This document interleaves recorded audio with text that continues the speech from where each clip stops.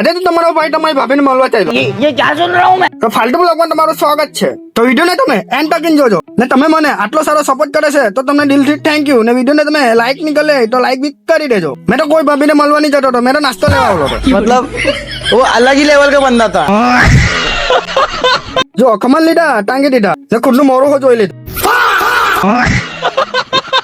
મમ્મીએ ડીશમાં ખમણ કાઢ્યા, ખાવા બેહો, એક બુકો માર્યો, એટલામાં આયે 5 બુકા માટે.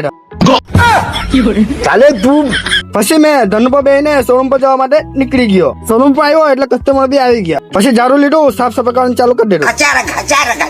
પછી મેં પુઠ્ઠા જોયા ગમે ત્યાં પર લાવતા, એક જ લાટે હીરા કરી લાવી. પછી ચા આવી, એક જ ગોટે પી ગયો. પછી આવીને કાકો મને કે ચા પી રહ્યો. गजब बेइज्जती है। પછી રિક્ષામાં લાકડા પડીને નીકળી ગયો. પછી રિક્ષા ચલાવતો વિચાર્યું કે કોઈ કસ્ટમર મળે તો ભાડું મારી લઉં, પણ પછી કોઈ મળ્યું જ નહીં મને. પછી ઘેર આવીને ઝપટવા બેસી ગયો.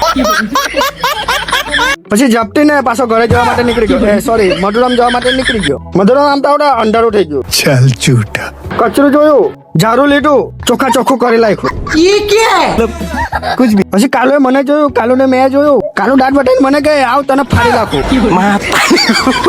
પછી મેં બી એને કીધું તું મને ફાડીને બતા, મેં તને ફાડ નાખા. कुत्ता है तो कुत्ता। તો કાલુ બી ગયો અને ભાગી ગયો. પછી આ બે છોકરા મને મળવા માટે આવ્યા. મને કે તમારો વિડીયો મેં રોજ જ જોઈએ. તો પછી મેં કીધું કે બોલો જુબા કેસરી, તો તમે બી અહીંના સપોર્ટ કરતા રહેજો. ધનુમાં ચાવી નાખી, મેં દાંત બતાવ્યા, પછી ઘરે જવા માટે નીકળી ગયો. ને પછી અચાનક જો મેં ક્યાં આવી ગયો. આ છે મારો મામું. પછી મામાએ કીધું કે ચાલો તમને ગાડીમાં ફરાઈને લાવ. પછી ગાડીમાં ફરીને આવી ગયા ને દરવાજો કઈ ને મેં નીકળું કઈથી જુઓ, ડાઇનિંગ વાળી સીટ પરથી બહાર નીકળો. मतलब वो अलग ही लेवल का बंदा था।